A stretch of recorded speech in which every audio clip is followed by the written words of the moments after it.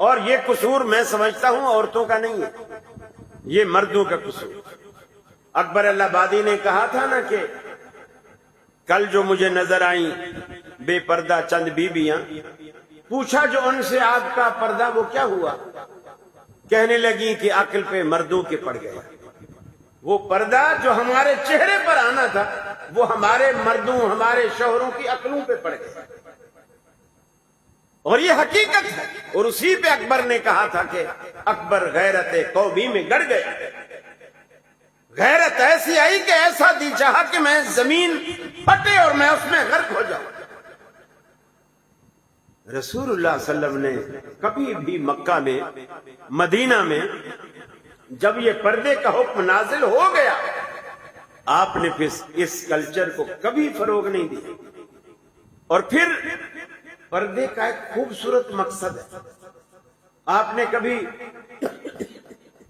پرندوں کو دیکھا ہو، ان کے کبھی پر اٹھا کے دیکھے، جو اوپر کی سکن ہوتی ہے، کھمب ہوتے ہیں، کھمب اوپر کے، آپ دیکھیں گے تھوڑے میلے بھی ہوتے ہیں، سخت بھی ہوتے ہیں، کھردرے بھی ہوتے ہیں، اور پر اٹھا کر آپ نیچے کے جو اس کے تھوڑے تھوڑے کھمب ہوتے ہیں، آپ ان کو دیکھیں، ریشم سے بھی زیادہ نرم ہے۔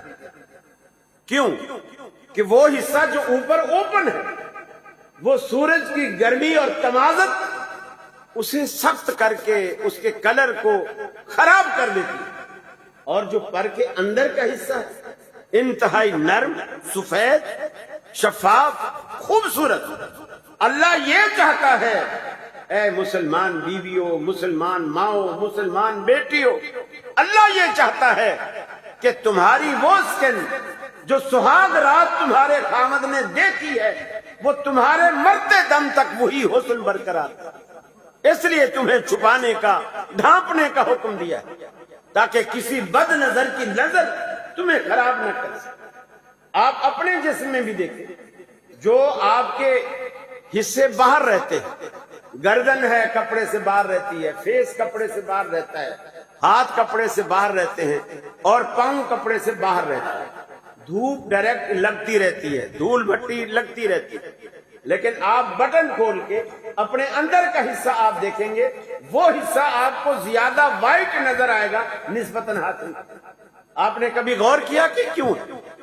پردے کی حکمت ہی سب سے بڑی یہی ہے تاکہ عورت کی بیوٹی خراب نہ ہو، اس کے خامد کی محبت جو اس کے دل میں ہے وہ کبھی کم نہ پڑے۔ ورنہ تو وقت کے ساتھ ساتھ جو لوگ شکلیں دیکھ کر شادیاں کرتے ہیں، سیرت نہیں دیکھتے، شکلیں دیکھ کر شادیاں کرتے ہیں، وہ زیادہ عرصہ کامیاب نہیں ہوتی، اس لیے کہ عورت کو جب 3-4 بچے ہو جاتے ہیں وہ حلیہ رہتا ہی نہیں ہے جو اس نے پہلی دفعہ دیکھا تھا، پھر وہ محبت میں کمی واقع ہونا شروع ہو جاتی ہے۔ اللہ تعالیٰ نے یہ چیزیں اسی لیے رکھی ہے تاکہ تمہارے گھر بسے رہیں، تمہارے گھر میں محبت ہو اور گھر میں الفت اور پیار۔ پھر یہ قصور کچھ گھر والوں کا بھی ہے، چھوٹے چھوٹے گھر ہوتے ہیں، اسی میں دیور بھی گھسڑا ہوا ہے، اسی میں بہنوئی بھی ہے، اسی میں سالیاں بھی ہیں، اسی میں سارا خاندان۔ اللہ کے رسول سے پوچھا گیا، اللہ کے رسول دیور سے بھی پردہ ہے؟ آپ نے فرمایا دیور تو موت ہے، موت، کہ اس پر کوئی شک بھی نہیں کرے گا، اور گھر والوں کے سامنے بڑے دھڑلے سے کہہ رہا ہوتا ہے تو میری بھابھی ہے، بڑی بھابھی ہے، ماں جیسی ہوتی ہے، اور سالی آدھی گھر والی، یہ تو ہمارے جملے ہیں، سالی آدھی گھر والی ہے، بڑی بھابھی ہے، میری ماں جیسی ہے۔ اللہ کے حبیب فرماتے ہیں گھر والے اس پر اعتبار کرتے ہیں، اگر وہ کمرے میں اکیلے بھی بیٹھ کر باتیں کر رہے ہیں اور کوئی گزرے گا دیکھے گا اچھا وہ دیور بھابھی بیٹھے ہوئے باتیں کر رہے ہیں، اور وہ اسی اعتماد سے ناجائز فائدہ اٹھاتے ہیں۔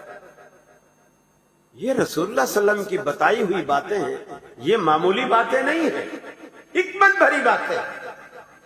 سالی سے پردہ ہے، بہنوئی سے پردہ ہے۔ لوگ تو حج کرنے چلے جاتے ہیں کہ جی میری بہن اور بہنوئی جا رہا ہے اور حج کرنے جا رہے ہیں، میرے ساتھ کوئی اور محرم نہیں ہے، میں بہن کے ساتھ چلی جاؤں۔ عورت محرم بن ہی نہیں سکتی، اور بہنوئی اس کا ویسے محرم ہے، اس کی تو وہ سالی ہے۔